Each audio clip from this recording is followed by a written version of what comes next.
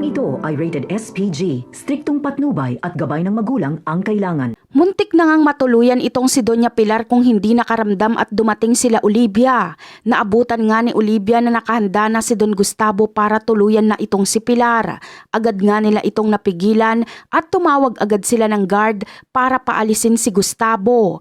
Ngunit bago makaalis si Don Gustavo ay nagbanta pa siya kay Olivia na hindi pa siya tapos at muli silang maghaharap nito. Samantala, hindi nga magtatagal ay magigising na din itong si Pilar dahil successful naman ang naging opera dito para tanggalin ang bala sa katawan nito.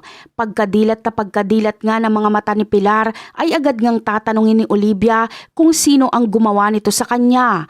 At dito ay sasabihin ni Pilar na si Marites nga ang bumaril sa kanya. Kaya naman, dito na nga manggigigil si Olivia sa galit. Hindi siya makakapayag na hindi maipaghiganti ang ginawa ni Marites sa nanay niyang si Pilar. Gagawing impyerno ni Olivia ang buhay ni Marites habang nandoon ito sa mansyon ng mga Montenegro at susulsulan niya pa si Don Julio para mas lalong mainis si Don Julio kay Marites. At dahil gusto ring mabuo ni Don Julio ang pamilya niya, ay kapag imungkahi nga ni Olivia na kailangan ni Doña Pilar ng bahay na ligtas, ay sasabihin ni Don Julio na sa mansyon ng mga Montenegro na lang tumira si Pilar para magkasakasama na sila.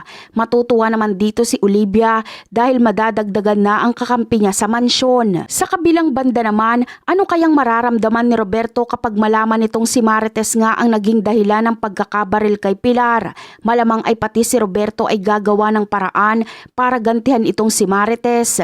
Hindi niya ito mapapalagpas lalo na't ina ito ni Tanggol na kalaban nila sa eleksyon.